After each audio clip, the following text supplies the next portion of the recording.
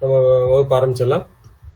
வாக்குண்டாம் நல்ல மாமுண்டாம் மாமலரால் நோக்குண்டாம் மேனில் உறங்காது பூக்கொண்டு துப்பார் திருமேனி கும்பிக்கையால் பாவல் தப்பாத சர்வாதம். ஓம் நமச்சிவாய ஓம் நமச்சிவாய ஓம் நமச்சிவாய. ஓகே, நான் ஒரு 3 சார்ட் போட சொல்லியிருந்தேன். அந்த ஃபர்ஸ்ட் சார்ட் எல்லாரும் போட்டீங்களா? இல்ல அதை ரிப்பீட் பண்ணுங்க. போட்டாச்சு இல்லையா? Okay okay. அதுல திருமணத்துக்கான காரணங்கள், இல்ல திருமணம் எப்ப நடக்கும், திருமணம் பற்றிய கேள்வி, உங்க பதில்கள் என்ன இருக்கு?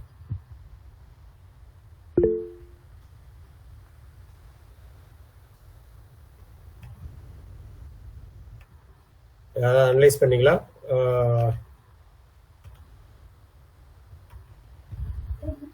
பேசலாங்களா? சொல்லுங்க கேளுங்க. Okay sir. இப்ப நம்ம முதல்ல பார்த்த ஜாதகர் 5/6/1994 பிறந்திருக்காரு. மத்தியானம் 2:25 சென்னையில பிறந்திருக்காரு. சரி. அவரை பார்த்தோம்னா அவர் கன்னியா லக்னத்துல பிறந்திருக்காரு. சரி. மேஷ ராசியில பிறந்திருக்காரு. சரி. ஓகே. இப்போ அவருக்கு நடப்பு தசா புத்தி பார்த்தோம்னா என்ன நட்சத்திரம் அப்படின்னு சொன்னா அஸ்வினி 3ஆம் பாதத்துல ஜாதகர் பிறந்திருக்காரு.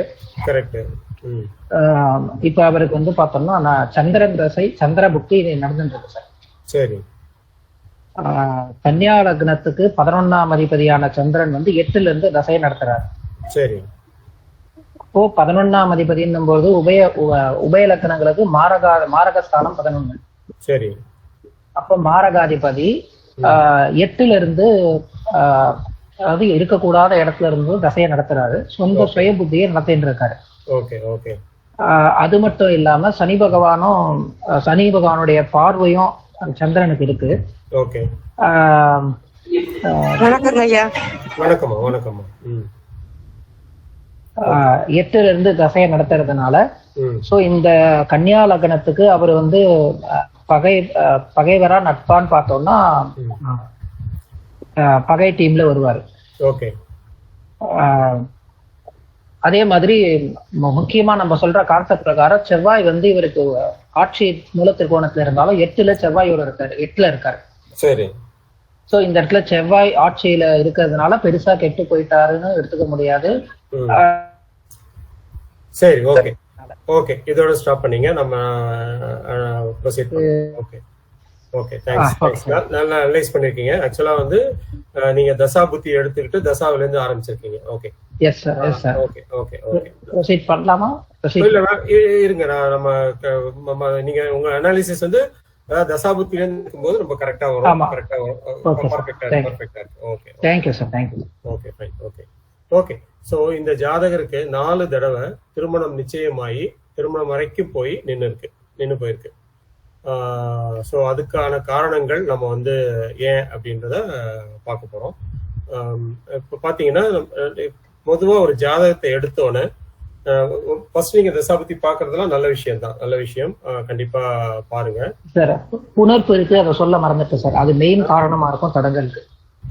ஓகே, அது கரெக்ட் தான். புணர்ப்புன்றது ஓகே தான். ஒரு நிமிஷம் நாங்கள் ஸ்க்ரீன் ஷேர் பண்ணிடுறேன். ஓகே, பெர்ஃபெக்ட்டா தெரியுது சார். தேங்க்யூ. ஓகே, நம்ம இப்போ கிளாஸ் ஆரம்பிச்சிடலாம். இதுக்கு பார்த்தீங்கன்னா நான் ஒரு சின்ன ஃபீட்பேக் இங்கே ஷேர் பண்ணணும்னு பார்த்தேன்.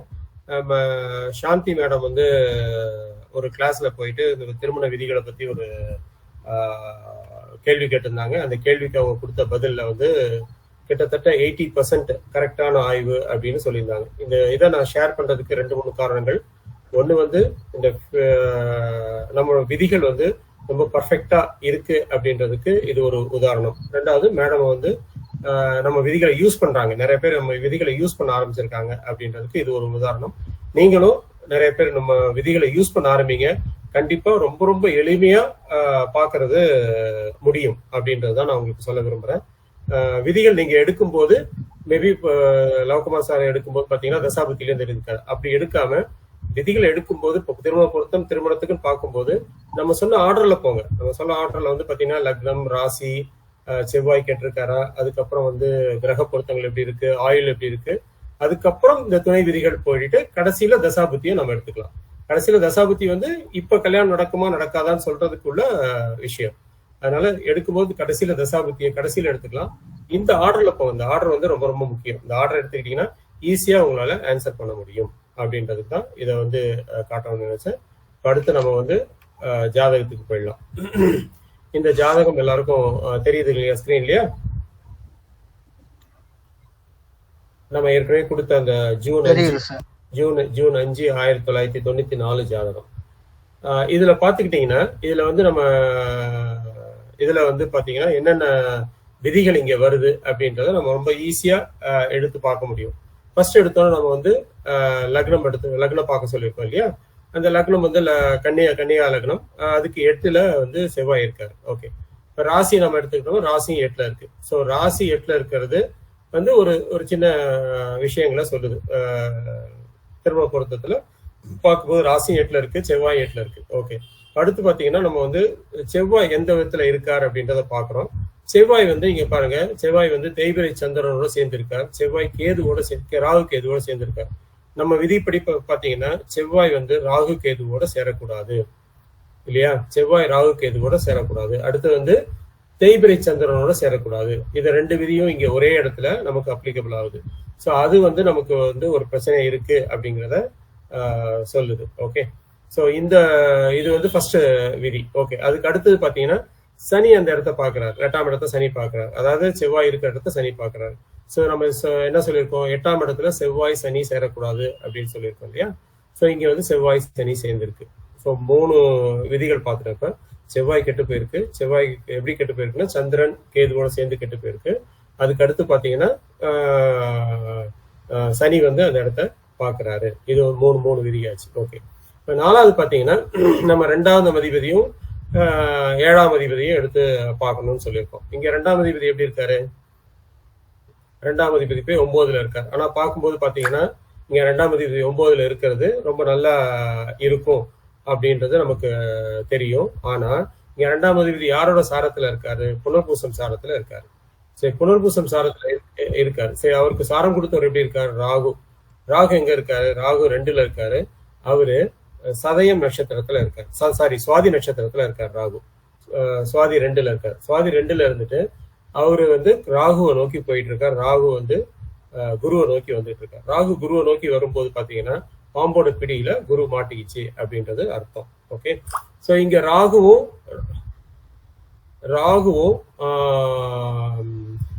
குருவும் ஒரே சார பரிவர்த்தனை வேற ஆகுறாங்க. ஓகே, இதுல இன்னொரு விதி வந்து இருக்கு. நிறைய பேருக்கு தெரிஞ்சிருக்கு இந்த விதி. ராகுவோட ஒரு கிரகம் சேரும் போது அது வக்ரமாகி ராகுவோட சாரம் வாங்கக்கூடாது. அப்படி வாங்கினா அதனோட காரகத்துவம் ஆதிபத்தியம் பாதிக்கப்படும். இந்த விதி இன்னொரு வாட்டி சொல்லட்டும்னா சொல்றேன், இல்லாட்டி இது புரிஞ்சுக்கிட்டா ஓகே. இன்னொரு வாட்டி சொல்லிடுறேன். ராகுவோட ஒரு கிரகம் சேரும் போது அது ராகு சாரம் வாங்கி வக்ரம் ஆகக்கூடாது. அப்படி வக்ரமாச்சுன்னா அதனோட ஆதிபத்தியம் மற்றும் பலன்கள் வந்து பாதிக்கப்படும் அப்படின்றதுதான் இந்த இது சொல்லுது உங்களுக்கு. ஸோ இது ஒரு விதி. ஓகே, ஸோ இது வரைக்கும் சொன்னதுல ஏதாவது டவுட் இருக்கான்னு பாருங்க. டவுட் இருந்ததுன்னா கேளுங்க. இது வரைக்கும் சொன்னது புரியுதுங்களா? ஹலோ, புரியுது சார். ராகுவோட சேர்ந்த கிரகம் வந்து குரு. இந்த குரு வந்து சுவாதி சாரம் வாங்கி வக்ரம் பெற்று இருக்கிறனால நீங்க அந்த பலன் சொல்றது. ஆமா ஆமா, அது மட்டும் இல்லாம ராகுவை நோக்கி ஒரு கிரகம் போகும்போது அது 10 டிகிரில இருந்து ஒரு 10-11 டிகிரி வரைக்கும் உள்ள கிரகம் வந்து கண்டிப்பா அஃபெக்ட் ஆகும். ஸோ இங்க வந்து 2ஆம் இடத்துல ராகுவும் குருவும் இருந்து 2ஆம் இடத்தையும் பாதிக்கிறாங்க. அவங்களுக்கு 2ஆம் அதிபதிக்கு சாரம் கொடுத்த ஒரு குரு. ஸோ குரு இங்க கெட்டு போனதுனால 2 மற்றும் 7 வந்து கெட்டு போயிருக்கு அப்படின்றது அர்த்தம். பாதகாதிபதி கூட 2ல வந்திருக்குன்னு சொல்லலாம். பாதகாதிபதின்றது இப்ப எடுக்க வேண்டாம். நம்ம அந்த கான்செப்டுக்கு போவே இல்லை. நம்ம என்ன எடுக்கிறோம்னா 2ஆம் இடம் கெட்டு போயிருக்கா, 7ஆம் அதிபதி கெட்டு போயிருக்கா, 2ஆம் அதிபதி கெட்டு போயிருக்கா, 7ஆம் அதிபதி கெட்டு போயிருக்கா, இத பாக்குறோம். இங்க வந்து 2ஆம் அதிபதியும் கெட்டு போயிருக்கு, 7ஆம் அதிபதியும் கெட்டு போயிருக்கு. அதனால இவருக்கு வந்து பாத்தீங்கன்னா இன்னும் திருமணம் ஆகும்போது தடைகள் நிறைய வருது. திருமணம் ஆகும்போது தடைகள் வர்றதுக்கு வேற காரணங்கள் நிறைய இருக்கு. நம்ம அதை அடுத்த இதுல பார்ப்போம்.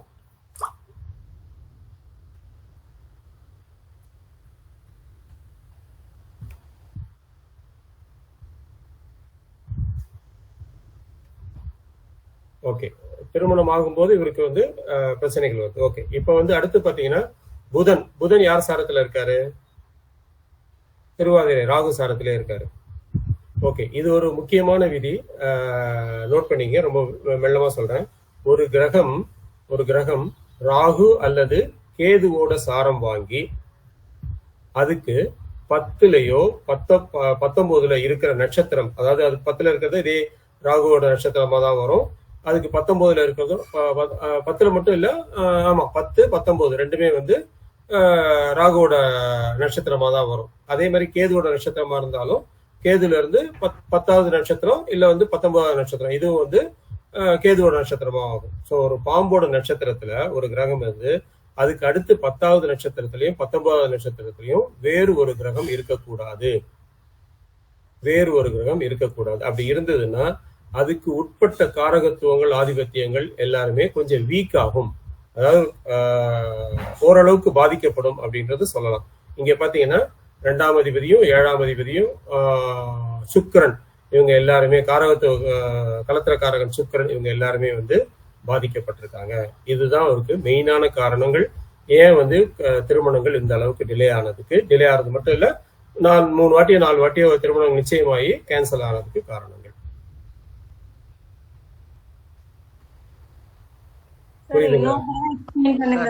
அந்த சுக்கிரனுக்கு அந்த சாரம் வாங்கினது அந்த ராகு, அத கொஞ்சம் பிரீஃபா எக்ஸ்பிளைன் பண்ணுங்க. சொல்றேன். இப்ப பாத்தீங்கன்னா 2ஆம் அதிபதி குரு சாரம் வாங்கியிருக்காரு. குரு வந்து யார் சாரம் வாங்கியிருக்காரு? குரு வந்து 2ஆம் அதிபதி குரு சாரம் வாங்கியிருக்காரு. குரு வந்து ராகுவோட சாரம் வாங்கியிருக்காரு. குரு வந்து ராகுவோட சாரம் வாங்கியிருக்காரு. குரு ராகு சாரம்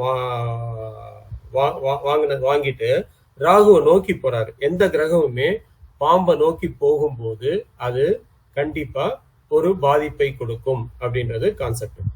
சோ இந்த இடத்துல குரு வந்து ராகு நோக்கி போறாரு, 10 டிகிரிக்குள்ள இருக்காரு. அப்படின்ற போது குரு அஃபெக்ட் ஆயிருக்காரு, அதான் 7ஆம் அதிபதி அஃபெக்ட் ஆயிருக்கு. சோ அவர் யாருக்கு சாரம் கொடுத்திருக்காரு? சுக்கிரனுக்கு சாரம் கொடுத்திருக்காரு. சுக்கிரன் யாரு? 2ஆம் அதிபதி. அப்ப சுக்கிரனும் பாதிக்கும். சுக்கிரன் நம்ம இங்க பாத்தீங்கன்னா 10ல இருக்கு, சுக்கிரன் நல்லா இருக்கு அப்படின்றத நம்ம எடுப்போம், நார்மலா எடுப்போம். அதாவது 10ஆம் இடம்ன்ற கான்செப்ட் பிரகாரம் வேலை மத்த எல்லாமே வந்து நல்லபடியா இருக்கும். இங்க கலத்திரம் மட்டும் வந்து பாதிக்கப்படும் அப்படின்றதுதான் கான்செப்ட்.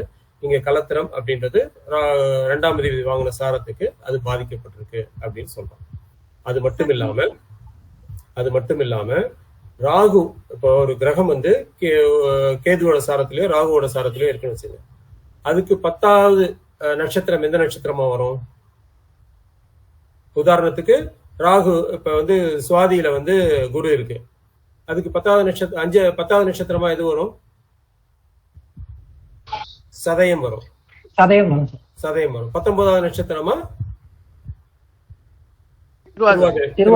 திருவாதிரை. ஒரு கிரகம் பாம்போட சாரம் வாங்குச்சுன்னா அதுக்கு 10வது நட்சத்திரத்திலையும் 19வது நட்சத்திரத்திலையும் வேறு கிரகம் இருக்கக்கூடாது. அதே ராகு சாரம் வாங்கியோ அதே கேது சாரம் வாங்கியோ வேறு கிரகம் இருக்கக்கூடாது. அப்படி இருந்ததுன்னா என்ன ஆகும்? அதுக்கு உட்பட்ட கிரகங்கள் எல்லாமே பாதிக்கப்படும். இங்க பாத்தீங்கன்னா ராகு கேதுக்கு இடையில என்னென்ன கிரகங்கள் இருக்கு? சனி மட்டும் வெளியில இருக்காரு இல்லையா? சனி ஓகே, சனி மட்டும் வெளில இருக்காரு. ஓகே, சந்திரனும் வெளில இருக்காருன்னு எடுத்துக்கலாம், செவ்வாயும் வெளில இருக்காரு கூட எடுத்துக்கலாம். ஏன்னா கேது வந்து கிருத்திகை 1ல தான் இருக்கு.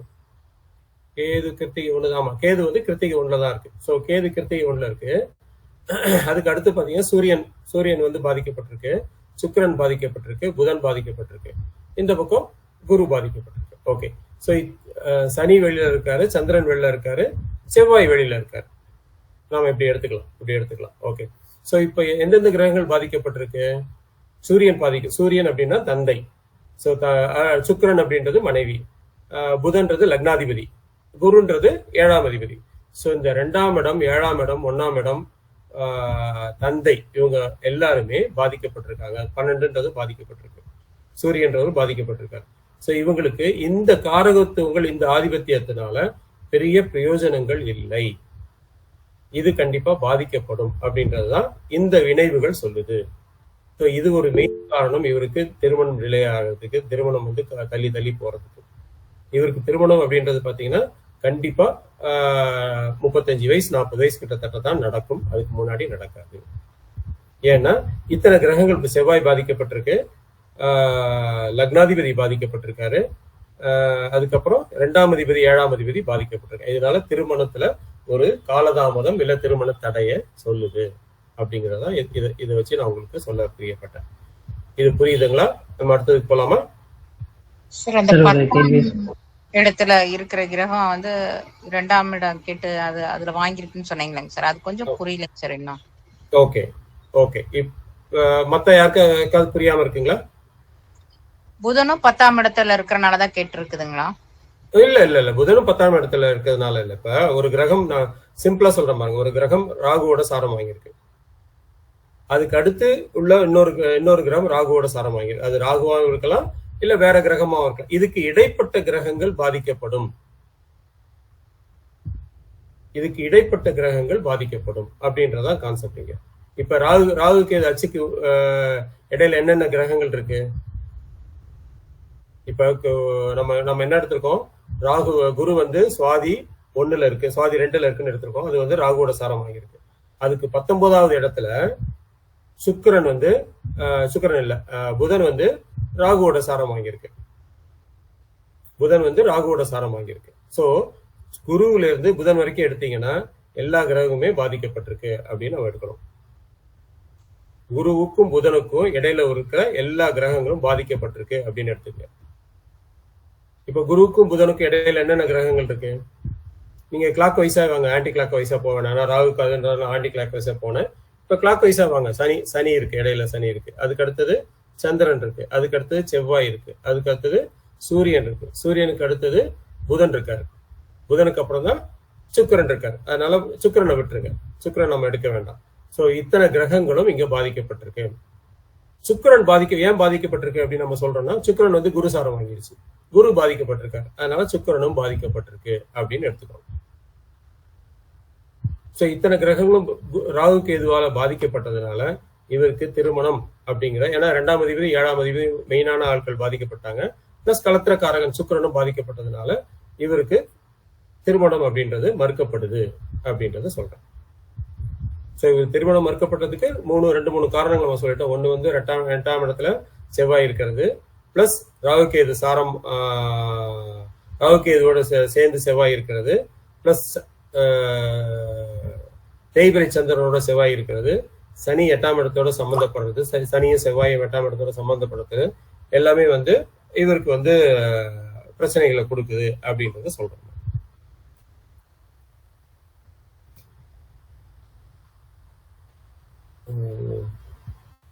புரியுதுங்க? இப்ப புரியுதா மேடம்? புரியுதுங்க சார். ஓகே, நன்றிங்க sir. Okay okay okay okay. இப்ப அடுத்து லக்னாதிபதியும் எடுத்துக்கலாமா சார்? புதன் ராகுசாரம் லக்னாதிபதி பாதிக்கப்பட்டிருக்காங்க, எடுத்துக்கலாம், தாராளமா எடுத்துக்கலாம். லக்னாதிபதி பாதிக்கப்பட்டிருக்காங்க. Okay fine. அடுத்த சார்ட்டுக்கு நம்ம போயிடலாம். ஓகே, நம்ம இந்த பொருத்தம் இன்னும் 2 சார்ட் கொடுத்தோம் இல்லையா, அதுல பொருத்தம் எப்படி பாக்குறது அப்படிங்கறத இப்ப நம்ம வந்து பார்க்கலாம். இப்போ பொருத்தம் பார்க்கறதுக்கு நம்ம என்னென்ன விதிகள் சொல்லியிருக்கோம் அப்படின்றத முதல்ல ஒரு வாட்டி பார்த்துருங்க. ஸோ இந்த ஆர்டர்ல நீங்க வந்து பாருங்க. இந்த ஆர்டர்ல என்ன பார்க்கணும்? லக்னம், ராசி, இதுக்கு அடுத்தது ஆயுள் பலம், அதுக்கு அடுத்து செவ்வாய் பலமா இருக்காரா பலவீனமா இருக்காரா, அதுக்கு அடுத்தது நம்ம சொன்ன கிரக சேர்க்கைக்குள்ள இந்த 1, 5, 9, 2, 6, 10, 3, 7, 11, 4, 8, 12 அந்த ஆங்கிள் அதை பார்க்கணும். அதுக்கப்புறம் தான் இந்த துணை விதிகளை பார்க்கணும். 2ஆம் இடம் கேட்டிருக்கா, 7ஆம் இடம் கேட்டு, அதாவது இந்த 2ஆம் இடம் கேட்டிருக்கிறது 7ஆம் இடம் கேட்டிருக்கின்றது அது இண்டிவிஜுவல் ஜாதகத்தை நம்ம பார்க்க போறோம். ஏன்னா இவங்களுக்கு திருமணம் இப்ப ஆகுமா இல்ல டிலே ஆகும். ஒரு எக்ஸாம்பிளுக்கு பாத்தீங்கன்னா நம்ம என்ன சொல்லியிருக்கோம், மிதுன லக்னம், கடக லக்னம், சிம்ம லக்னமா இருந்ததுன்னா அதுக்கு எந்த மாதிரி ஜாதகத்தை இணைக்கணும் அப்படின்னு சொல்லியிருக்கோம்.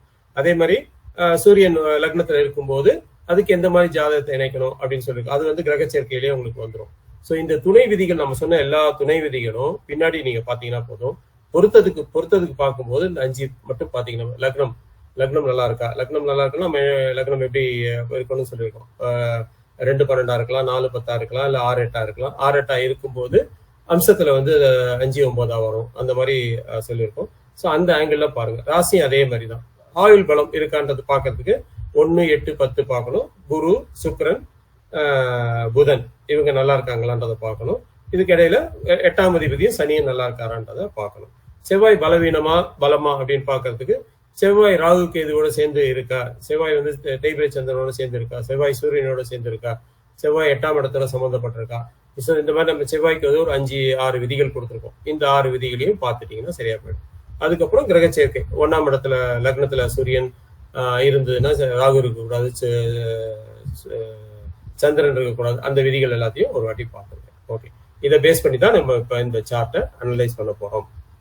ஓகே, கேள்வி சார் சொல்லுங்க. நம்ம இது சொல்லிருக்கீங்க உபய லக்னத்துக்கு வந்து 7 சூரியன் இருந்தா இன்னொருத்தருக்கு ராகு இருக்கும்.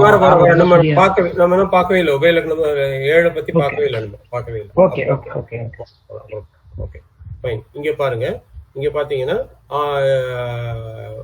பெண்ணோட சார்ட், ஆணோட சார்ட். இப்ப பாத்தீங்கன்னா ஒருத்தருக்கு லக்னம் வந்து நல்லா இருக்கு. லக்னம் வந்து பாத்தீங்கன்னா கும்ப லக்னம், ஆணுக்கு வந்து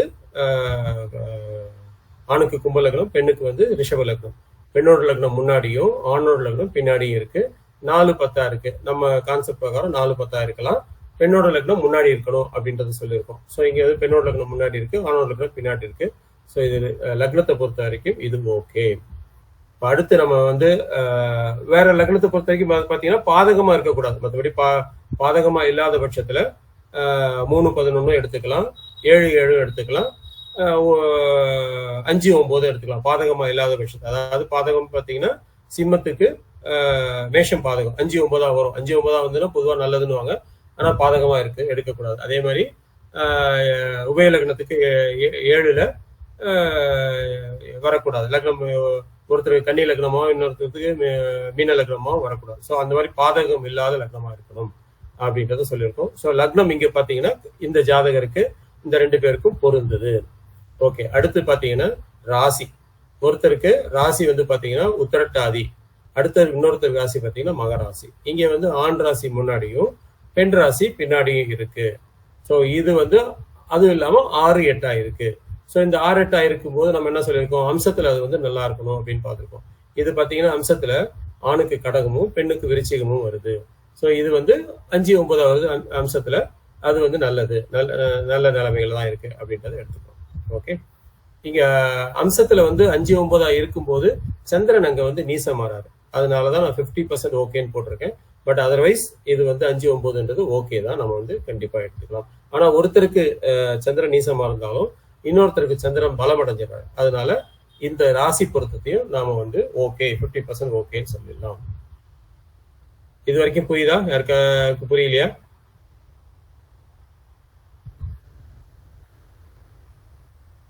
புரியுது சார்.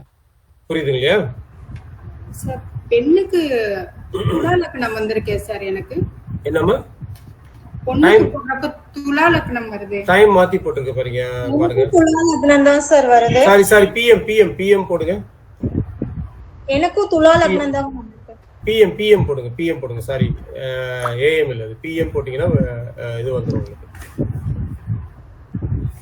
நான் இதை மாத்தி கொடுத்துறேன்னு நினைக்கிறேன். பிஎம்னு போட்டுங்க. ஓகே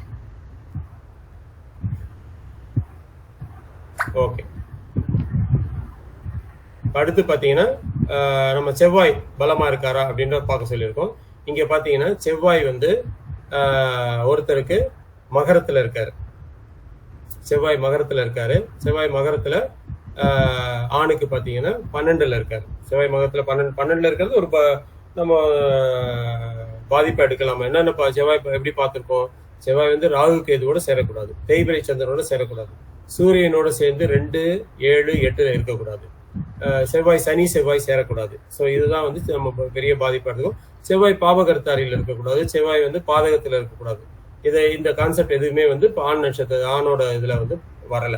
செவ்வாய் 12ல இருக்காருன்றது ஒண்ணு தவிர மற்றபடி செவ்வாய் எந்த விதத்திலையும் பாதிப்படையல. ராகுக்கு 3ல தான் இருக்காரு, சூரியனுக்கு 12ல இருக்காரு, சந்திரன் தேய்பிரை சந்திரனுக்கு எந்த விதத்திலையும் சம்பந்தம் வரல. ஸோ பாதகத்திலையும் இல்லை, செவ்வாய் பாபகர்த்தாரி யோகத்திலையும் இல்லை.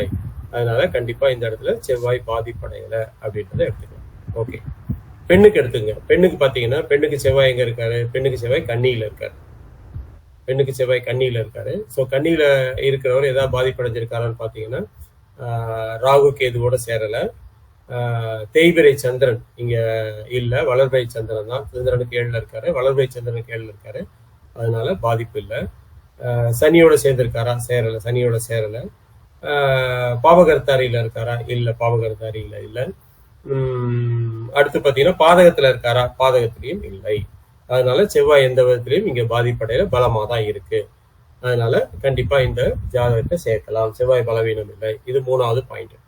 அடுத்து பாத்தீங்கன்னா ஆயுள் பலம். ஆயுள் பலத்துக்கு நம்ம என்னென்ன சொல்லியிருக்கோம்? லக்னம், அதாவது 1, 8, 10, 8ஆம் அதிபதி சனி, குரு, சுக்கிரன், புதன். இந்த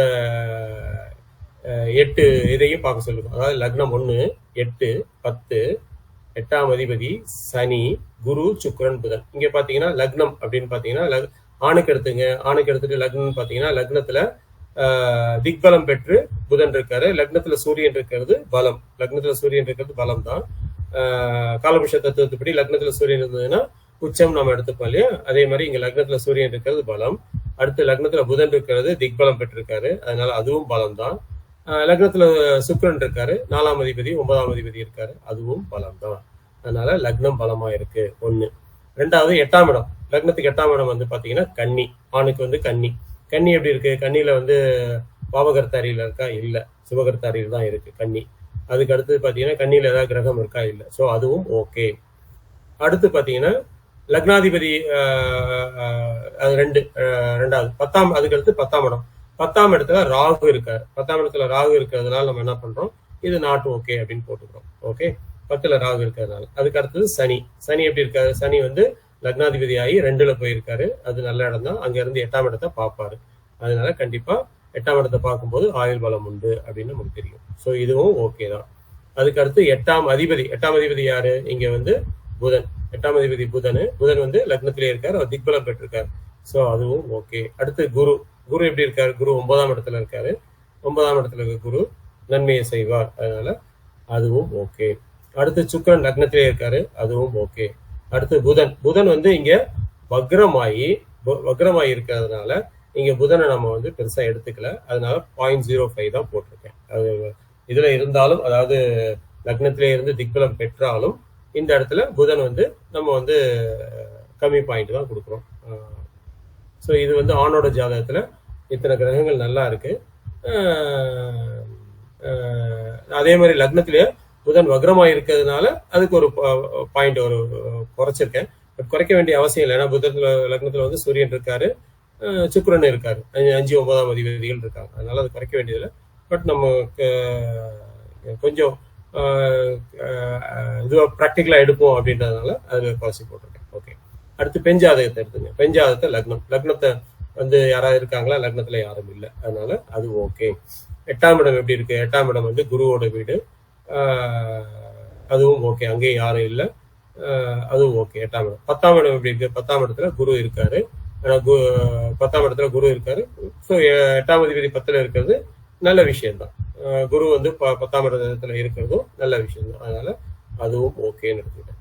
அடுத்து வந்து சனி எப்படி இருக்காரு? சனி 12ல இருக்காரு, நீசமா இருக்காரு, அதனால அதை நான் நாட் ஓகேன்னு எடுத்திருக்கேன். அடுத்து 8ஆம் அதிபதி குருவோட சேர்ந்து கேது பரவாயில்லையா? என்னமா? குருவோட கேது சேர்ந்து இருக்கிறது 10ஆம் இடத்துல பரவாயில்ல. குருவோட கேது சேர்ந்து இருக்கிறதுனால, அதாவது குருவோடு கேது சேர்ந்து கேது சாரத்துல இருந்து கேதுவை நோக்கி அந்த 10 டிகிரிக்குள்ள இருக்கும்போதுதான் உங்களுக்கு பிரச்சனைகள் கொடுக்கும். 10 டிகிரிக்கு மேல இருந்ததுன்னா பிரச்சனைகள் இல்லை. கன்னி செவ்வாய் கடல் வத்துங்கிறாங்களங்க, அது இந்த பிரச்சனை இல்லைங்களா? இங்க கன்னி நம்ம வந்து செவ்வாயை பார்க்கவே இல்லை. செவ்வாய் வந்து பலமா இருக்கும்போது நம்ம பார்க்கும்போது செவ்வாய் பலவீனத்துக்கு என்னென்ன ரூல்ஸ் சொல்லியிருக்கோம்?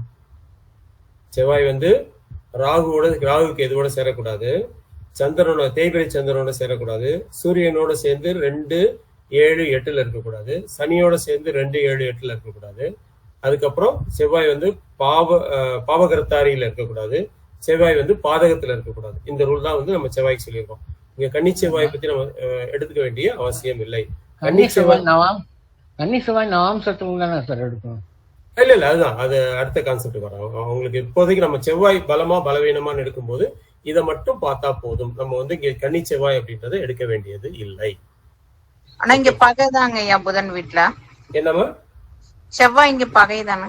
நாம பகைன்னு இல்லையம்மா. நம்ம கான்செப்ட் வந்து நீங்க வந்து மறுபடியும் பாருங்க. நம்ம கான்செப்ட் என்ன சொல்லியிருக்கோம்? செவ்வாய் வந்து யார் கூட இருக்கக்கூடாது? ராகு கேதுவோட இருக்கக்கூடாது. அடுத்து செவ்வாய் வந்து தேய்பிரை சந்திரனோட இருக்கக்கூடாது. அடுத்து செவ்வாய் வந்து சூரியனோட 2, 7, 8 இருக்கக்கூடாது. அதுக்கு அடுத்தது செவ்வாய் பாவ கர்த்தாரியில இருக்கக்கூடாது.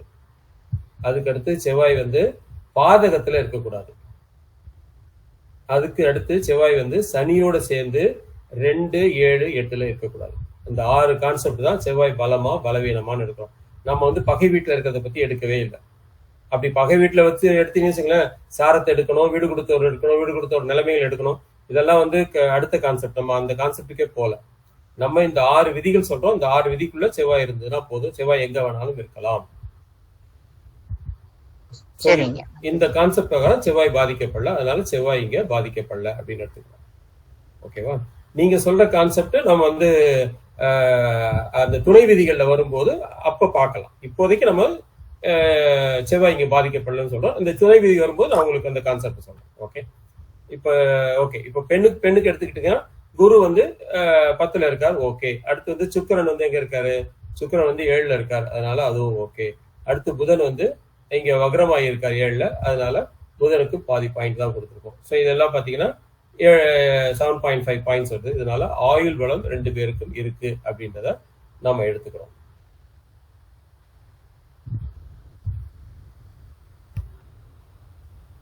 அதுக்கு அடுத்தது ஓகே, இதுக்கு அடுத்தது பாத்தீங்கன்னா தசாபுத்தி. நம்ம ஏற்கனவே தசாபுத்தியில இதுக்கு அடுத்து நம்ம பார்த்தோம் எப்படி பார்த்தோம்? கிரக பலம் பார்த்தோம். அதாவது 1ஆம் இடத்துல என்ன கிரகங்கள் இருக்கலாம், 5ல என்ன கிரகங்கள் இருக்கலாம், 9ல என்ன கிரகங்கள் இருக்கலாம், 2, 6, 10ல என்ன கிரகங்கள் இருக்கலாம் அப்படின்னு பார்த்தோம்.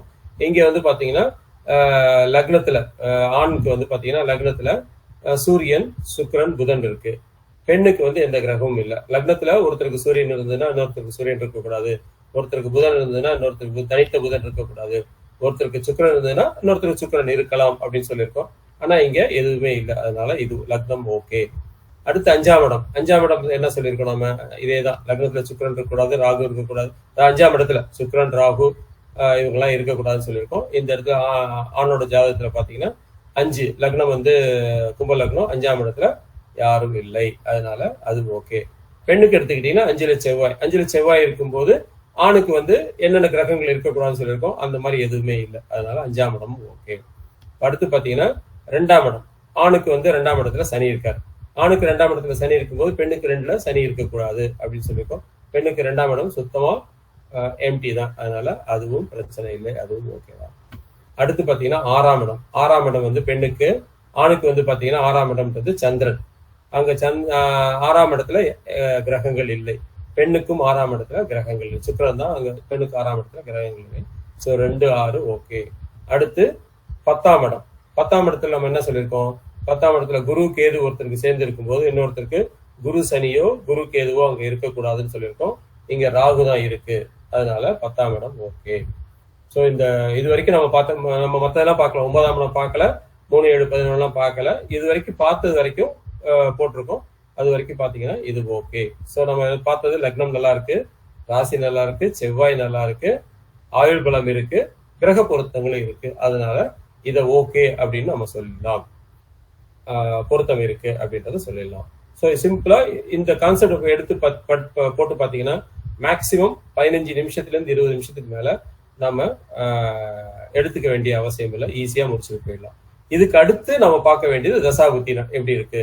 ஸோ இவருக்கு என்ன தசாபுத்தி நடக்குது? இப்ப பாத்தீங்கன்னா கேது தசை நடக்குது. நம்ம என்ன சொல்லியிருக்கோம்? கேது தசை நடக்கும் போது, கேது 3ல இருந்து தசை நடத்தினாலும் சரி, இல்ல அம்சத்துல 3ல இருந்து தசை நடத்தினாலும் சரி, இல்ல கேது தசை 3வது திசையா வந்தாலும் சரி, அவங்களுக்கு திருமணம் கொஞ்சம் டிலே பண்ணி பண்றது நல்லது அப்படின்னு சொல்லியிருக்கோம். இந்த பெண்ணு பிறந்தது வந்து சனி தசையில பிறந்திருக்கு. பிறக்கும்போது சனி தசை உத்திரட்டாதியில பிறந்திருக்கு. சனிக்கு அடுத்தது புதன், புதனுக்கு அடுத்தது கேது. கான்செப்ட் இன்னொரு தடவை சொல்லுங்க. கேது திசை நடத்துது 3ல இருந்து. ஓகே. கேது அதாவது தசாபுத்தி நடக்கும்போது கேது ராசியில 3ஆம் இடத்துல இருந்து தசை நடத்தினாலும், அம்சத்துல 3ஆம் இடத்துல இருந்து தசை நடத்தினாலும், இல்ல 3வது திசையா கேது திசை வந்தாலும் அந்த திசையில திருமணம் பண்ணக்கூடாது. திருமணத்தை நம்ம தள்ளி போறது நல்லது. சோ இந்த பொண்ணுக்கு பாத்தீங்கன்னா இந்த கேது திசை புதன் புத்தி எப்ப முடியுதுன்னா இப்ப வர்ற ஜனவரியில, அடுத்த ஜனவரியில முடியுது. அதாவது 25 ஜனவரியில முடியுதுன்னா 8 மாசம் தான் இருக்கு. 8 மாசம் தான் இருக்கு. அதனால கல்யாணத்தை 8 மாசம் கழிச்சு பண்ணிக்கோங்க. இப்போதைக்கு நிச்சயம் பண்றதுனா பண்ணிக்கோங்க, ஒரு 8 மாசம் கழிச்சு கல்யாணத்தை பண்ணிக்கோங்க அப்படின்னு. ஏன்னா இங்க பாத்தீங்கன்னா இப்ப குரு வந்து லக்னத்துக்கு வந்துடுறாரு, கோச்சார குரு லக்னத்துக்கு வந்துடுறாரு. லக்னத்துக்கு வந்த கோச்சார குரு 2ஆம் அதிபதியை பாக்குறாரு, சுக்கிரனை பார்த்துடுறாரு, 7ஆம் அதிபதியும் பார்த்துடுறாரு. சோ கண்டிப்பா இந்த பெண்ணுக்கு இந்த குரு திசையிலேயே கல்யாணம் நடந்துரும்.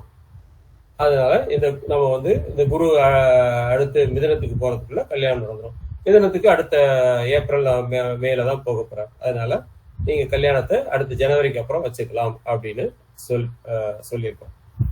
சோ இதுல யாருக்காவது எதுவும் புரியலையான்னு கேளுங்க. சோ இதனால பொருத்தம் இருக்கு அப்படின்னு சொல்லி இந்த ஜாதகத்தை ஓகே பண்ணி கொடுத்துருக்கு. சார் ஏன் 3ல இருந்தா தசை நடத்தலாம் நம்ம தள்ளி போகணும்?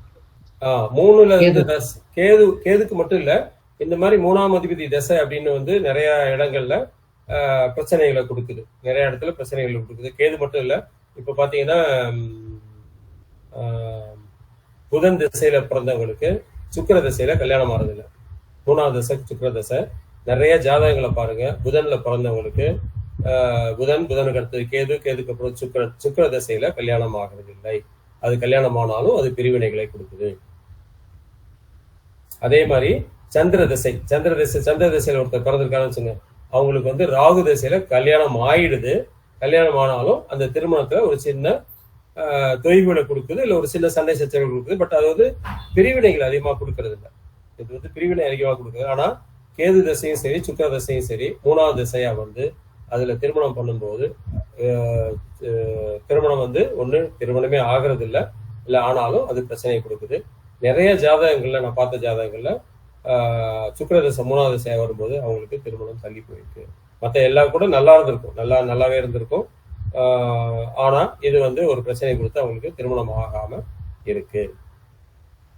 ஆய்வு பண்ணி பாருங்க, இது வந்து கரெக்டாக வருது. இப்ப இந்த இடத்துல கேது திசை ஏன் வேணாம் சொன்னீங்க? கேது 3வது திசை இல்லையா, சனி திசையில பிறந்திருக்காங்க. சனி அடுத்தது புதன், அது 3வது திசை கேது திசை. அதாவது கேது திசை 3வதா வந்தாலும் சரி, 3வது பாவத்துல கேது இருந்து ராசியில இருந்தாலும் சரி இல்ல அம்சத்துல இருந்தாலும் சரி தசை நடத்துச்சுன்னா திருமணத்தை தள்ளி போடுங்க. அதுதான் கான்செப்ட். இது வரைக்கும்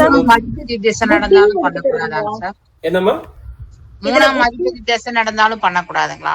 லக்னத்துல இருந்து 3வது அப்படிலாம் இல்ல. லக்னத்துல இருந்து 3வது அதிபதி தசை நடந்ததுன்னா அது யாரோட தசைன்னு பாருங்க. அதை வந்து நம்ம வந்து புத்தி, அது நல்ல புத்தியா இருந்ததுன்னா நல்ல புத்தியில திருமணம் பண்ணலாம். பொதுவா 3ல இருந்து ஒரு கிரகம் தசை நடத்தும் போது அந்த நேரத்துல திருமணம் பண்றதை அவாய்ட் பண்றது நல்லது.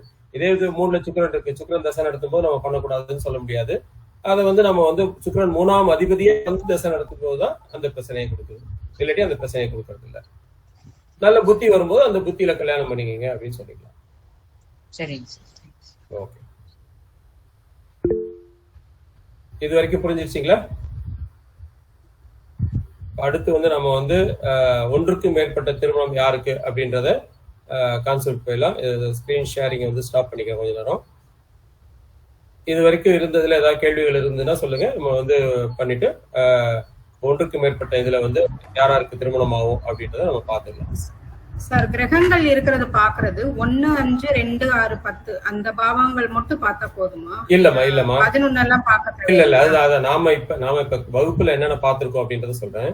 1, 5, 9 பார்க்கல, 2, 6, 10 இதை மட்டும் தான் பார்த்திருக்கோம். அதனால இதை மட்டும் எடுத்து நம்ம எப்படி பார்க்கணும்னா 1, 5, 9, 2, 6, 10, 3, 7, 11, 4, 8, 12 இப்படி பார்க்கணும். இந்த வரிசையில தான் பார்க்கணும்.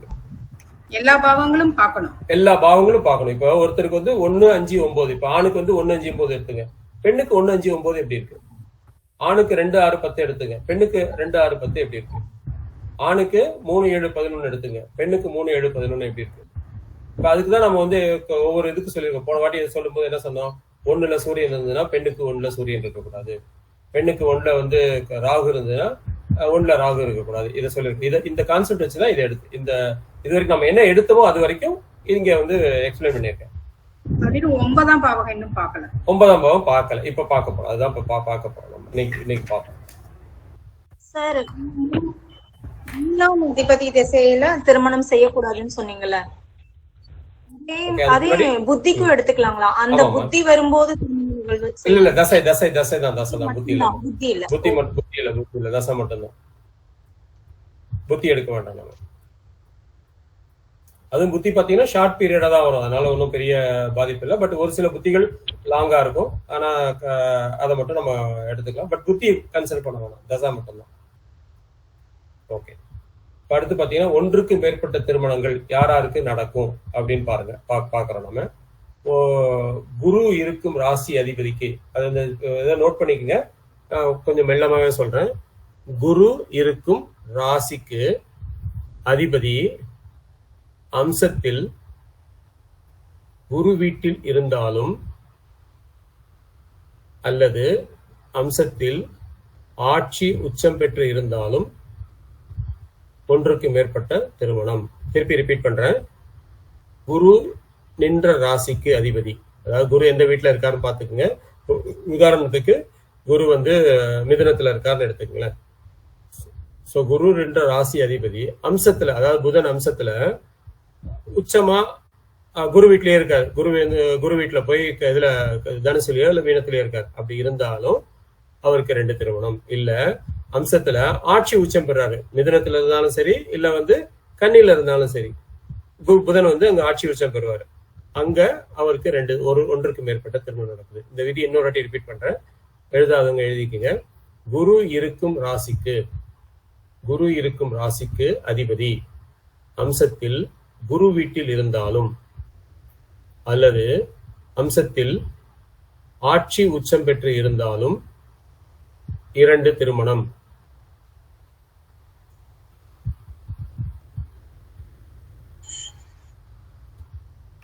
எழுதிட்டீங்களா? அடுத்து போலாமா?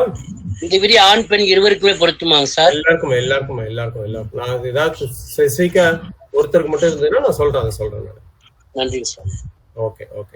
அடுத்து அம்சத்துல 7ஆம் அதிபதியும் சுக்கிரனும், அம்சத்தில் 7ஆம் அதிபதியும் சுக்கிரனும் உபய ராசியில் இருந்தாலும் 1க்கு மேற்பட்ட திருமணம். அம்சத்தில் 7ஆம் அதிபதியும் சுக்கிரனும் உபய ராசியில் இருந்தாலும் 1க்கு மேற்பட்ட திருமணம். இப்ப 3ஆவது விதி சொல்றேன். 7ஆம் அதிபதி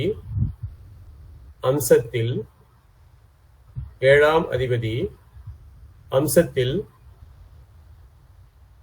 நீசம் பெற்றிருந்தாலும் உபய ராசியில் இருந்தாலும்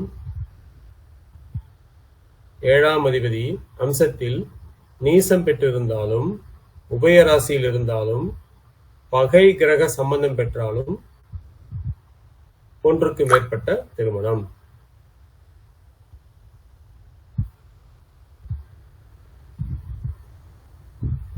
ஏழாம் அதிபதி அம்சத்தில் ஆட்சி உச்சம் பெறுவதும் 1க்கு மேற்பட்ட திருமணம். இது 4வது விதி.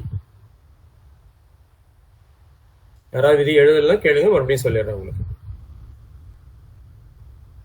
7ஆம் அதிபதி அம்சத்தில் ஆட்சி உச்சம் பெறுவதும் 2வது திருமணம் கொடுக்கும்.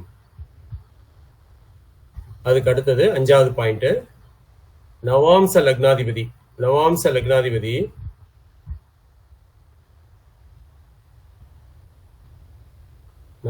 லக்னத்திற்கு 7ஆம் அதிபதி அம்சத்தில் நீசம் பெற்றாலும், நவாம்ச லக்னத்திற்கு அல்லது நவாம்ச லக்னாதிபதி அல்லது நவாம்ச லக்னத்திற்கு 7ஆம் அதிபதி, இங்க ரெண்டுமே எடுத்துக்கலாம். நவாம்ச லக்னாதிபதி அல்லது நவாம்ச லக்னத்திற்கு 7ஆம் அதிபதி அம்சத்தில் நீசம் பெற்றாலும், பகை கிரகத்துடன் இருந்தாலும், ராகு கேதுவுடன் சேர்ந்தாலும் 2 திருமணம். இன்னொரு வாட்டி சொல்றேன், எழுதிக்கங்க. அம்ச லக்னாதிபதி நவாம்ச லக்னத்திற்கு அம்ச லக்னாதிபதி அல்லது நவாம்ச லக்னத்திற்கு 7ஆம் அதிபதி அம்சத்தில் நீசம் பெற்றாலும் பகை கிரகத்துடன் சேர்ந்து இருந்தாலும் அல்லது ராகு கேதுவுடன் சேர்ந்து இருந்தாலும் 2 திருமணம். அடுத்து 6வது பாயிண்ட். அம்சத்தில் கும்பலக்னம் குரு தனுசு அல்லது மீனத்தில் அல்லது கும்பத்தில் இருந்தாலும், அதாவது இங்க எப்படி கான்செப்ட் எப்படி வருதுன்னா, கும்பலக்னம் அதுக்கு 2-11 அம்சத்துல கும்பலக்னம் அதுக்கு 2-11 அதிபதிகள் சேரக்கூடாது. அம்சத்துல எந்த லக்னமோ அதுக்கு 2-11 அதிபதிகள் சேர்ந்து 2-11 லக்னத்துல இருந்தாலும் 2வது திருமணத்தை கொடுக்குது. அதுதான் இங்க சொல்றோம். அம்சத்துல கும்பலக்னம் குரு 2ஆம் அதிபதி 11ஆம் அதிபதி. புரியல சார். என்னமா? அதாவது அம்ச லக்னம் இருக்கு இல்லையா, அதுக்கு 2ஆம் அதிபதியும் 11ஆம் அதிபதியும் சேர்ந்து, அம்ச லக்னத்துக்கு 2ஆம் அதிபதியும் 11ஆம் அதிபதியும் சேர்ந்து லக்னம் 2-11 இருந்தா 2வது திருமணம். இப்ப புரியுதுங்களா?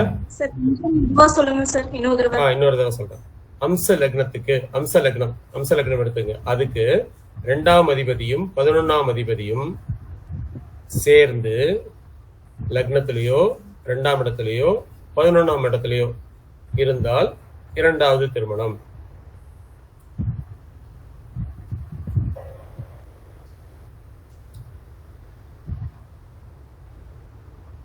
அம்ச லக்னத்துக்கு கும்பலக்னம்னு என்னமோ சொன்னீங்களா? அதுதான் கான்செப்ட். இதுதான் கான்செப்ட் சொல்லிட்டேன். என்ன சொல்றேன்னா, அம்சத்துல கும்பலக்னம் குரு தனுசுல இருந்தாலும் சரி, மீனத்துல இருந்தாலும் சரி, கும்பத்துல இருந்தாலும் சரி 2வது திருமணம் சொல்றேன். அது கான்செப்ட் என்னன்றது சொன்ன உங்களுக்கு. அடுத்து பாத்தீங்கன்னா கடக லக்னம் எடுத்துங்க. உதாரணம் பாத்தீங்கன்னா கடக லக்னம் எடுத்துங்க. கடக லக்னத்துக்கு 2ஆம் அதிபதி யாரு? சூரியன்.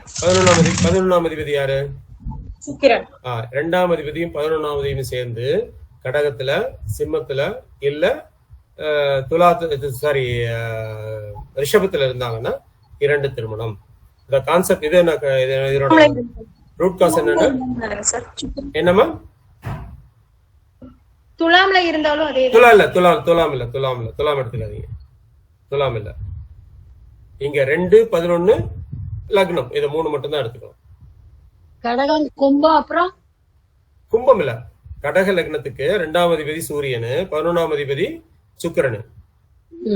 இவங்க 2 பேரும் சேர்ந்து கடகத்துல இருந்தாலும் சரி, சிம்மத்துல இருந்தாலும் சரி, ரிஷபத்துல இருந்தாலும் சரி 2 திருமணம். ரூட் காஸ் என்னன்னா, அம்ச லக்னத்துக்கு 2-11ஆம் அதிபதிகள் சேர்ந்து 1-2-11 இருக்கக்கூடாது. அதுதான் காரணம்.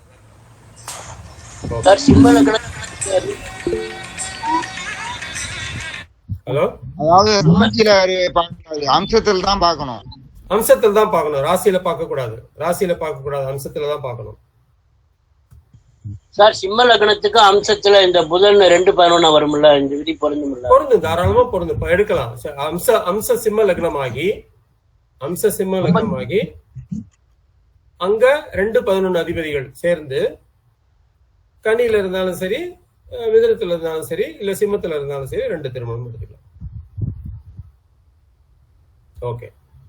அடுத்து பாத்தீங்கன்னா லக்னத்திற்கு 7ஆம் அதிபதி, அதாவது ராசியில லக்னத்துக்கு 7ஆம் அதிபதி அம்சத்தில் ஆட்சி பெற்று பகை கிரக சேர்க்கை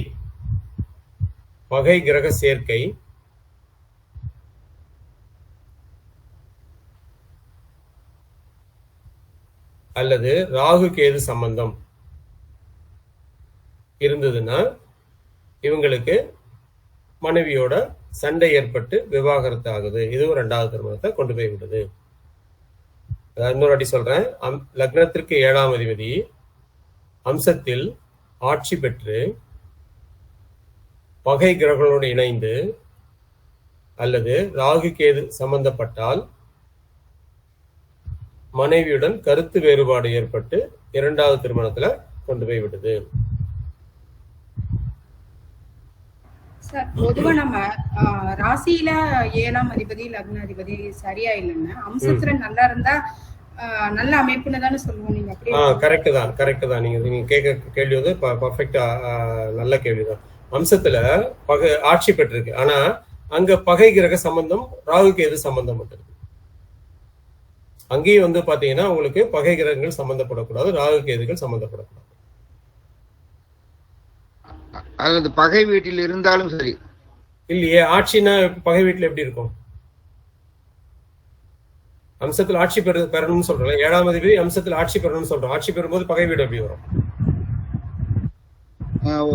பகை கிரக சேர்க்கை ராகு கேது சம்பந்தம் இல்லாம சாதாரணமா இருந்தா அது பிரச்சனை இல்லை. அருமையானது. அதாவது இவர் ஆரம்பத்துல கஷ்டப்பட்டு கல்யாணம் ஆனதுக்கு அப்புறம் முன்னுக்கு வந்துருவாருன்னு சொல்லிடலாம். அதாவது ராசியில ஒரு கிரகம் நீசமாயி இல்ல பாதிக்கப்பட்டிருந்து அம்சத்துல அது உச்சமாவோ ஆட்சியாவோ இருந்ததுன்னா கண்டிப்பா அது அவரோட வாழ்க்கை ரொம்ப ரொம்ப சிறப்பா இருக்கும்ன்றது சொல்லிடலாம். சார் இப்போ ஒரு ஜாதகம் பொருத்தம் பாக்குறாங்க. சரி, அவங்க 2 பேத்துக்கும் 15 வருடங்கள் தான் வாழ்க்கை இருக்கும், பின் வாழ்க்கை இல்லைன்றாங்க. அதை எப்படி கண்டுபிடிக்கிறது? அது வந்து தசாபுத்தி வச்சு சொல்றதுமா. உங்களுக்கு வந்து தசாபுத்தி நடத்தும் போது எந்தெந்த தசை நடக்குது, அது 6, 7, 1, 6, 10ஆம் அதிபதியோ தசாபுத்திகள் இவங்களுக்கு நடந்து அது வந்து 6 2 பேருக்குமே 6, 8 வரக்கூடிய பீரியட பாத்தீங்கன்னா சொல்லிடலாம். நம்ம சொல்லிடலாம். சரிங்க சார். 2 பேருக்குமே 6, 8 இருந்து ஒரு தசா புத்தி அடுத்த 10 வருஷம் 15 வருஷத்துக்கு 20 வருஷத்துக்கு நடத்தக்கூடாது. நம்ம ஃபுல் சார்ட் போட்டு அதுக்கு வந்து ஒவ்வொருத்தருக்கும் தசாபுத்தி போட்டு இவங்க 2 பேருக்குமே 6, 8 வருதா, 2 பேருக்குமே கண்டிப்பா 6, 8 வந்துச்சுன்னா அது வந்து பிரிவாங்கன்றத சொல்லலாம். ஓகே.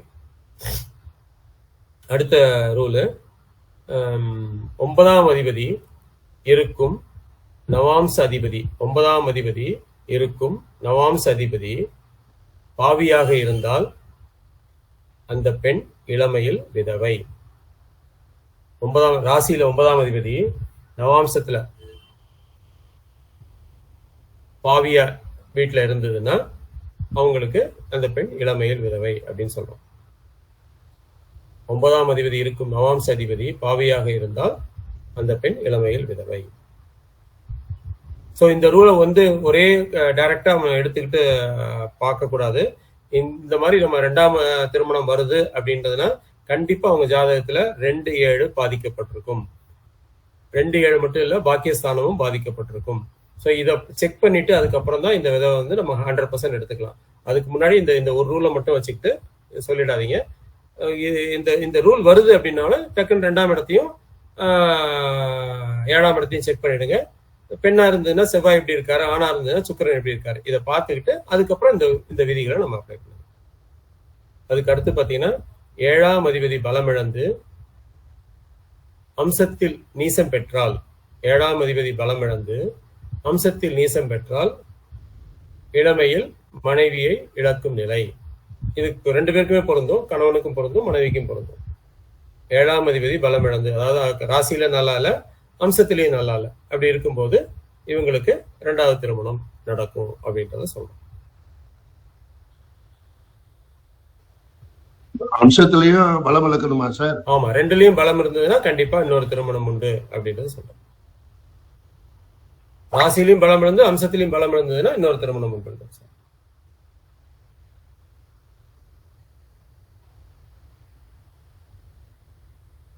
அடுத்து மிதுனம், கன்னி, தனுசு, மீனம் லக்னக்காரர்களுக்கு 7ல் குரு இருந்தால் இருதாரம். அதாவது உபயலக்னம் எந்த லக்னமா இருந்தாலும் சரி, மிதுனம், கன்னி, தனுசு, மீனம் இந்த 4 உபயலக்னத்துக்கும் 7ல குரு இருந்ததுன்னா 2 தாரம்.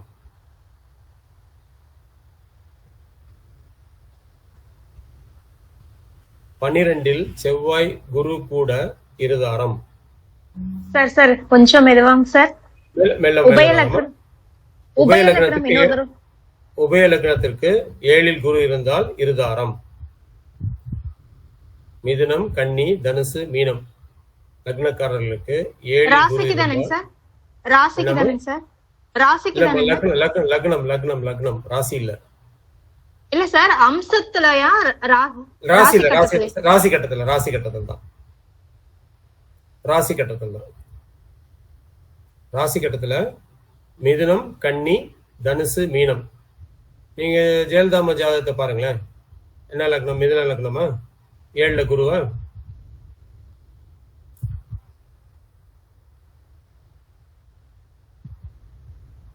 பன்னிரெண்டில் செவ்வாய் குரு கூட இருதார யோகம்.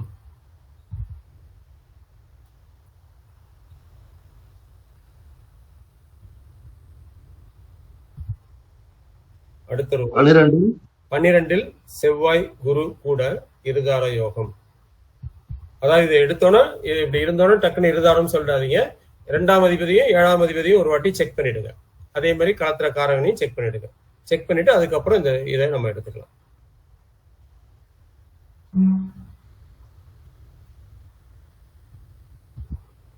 அதுக்கு அடுத்தது 7ஆம் இடம் பாதித்து 11ஆம் இடம் வலுப்பெற்று இருந்தால் இருதார யோகம். இது சிம்பிளான ரூல் தான், எல்லாருக்கும் தெரிஞ்சதுதான். ஆனா இதுக்கு தசாபுத்தி நடைமுறையில இருக்கணும். அந்த தசாபுத்தி வந்தாதான் இது நடக்கும். 7ஆம் இடம் பாதித்து 11ஆம் இடம் வலுப்பெற்றால் இருதார யோகம்.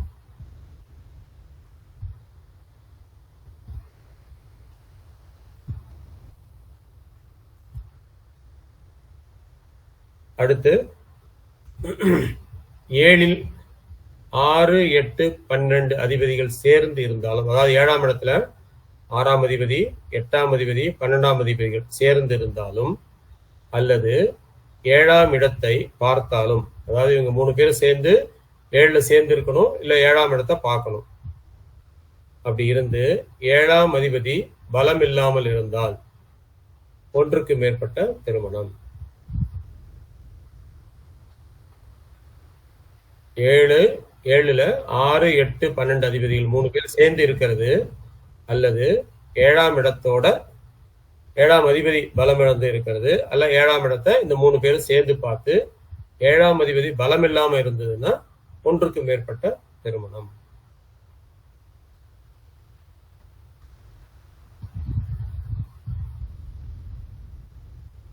அடுத்த ரூலு, 2ஆம் இடத்தில் சனி இருக்க அதை பாவ கிரகங்கள் பார்த்தால் மறு திருமணம் உண்டு. 2ஆம் இடத்தில் சனி இருக்க அதை பாவ கிரகங்கள் பார்த்தால் மறு திருமணம் உண்டு.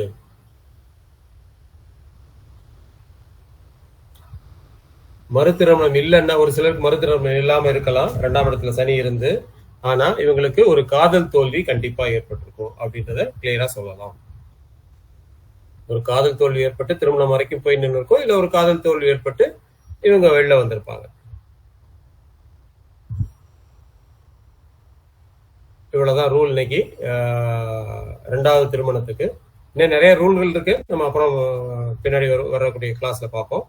இது வரைக்கும் சொன்னதுல ஏதாவது டவுட் இருக்கா சொல்லுங்க, இல்ல ஏதாவது ரூல் திருப்பி படிக்கணுமான்னு சொல்லுங்க.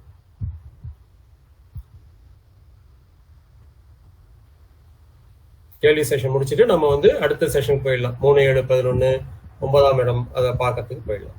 அடுத்த செஷன் போலாம் இல்லையா? வேற யாருக்காவது டவுட் இருக்குங்களா? No sir. Okay fine, good, very good, very good. Okay fine.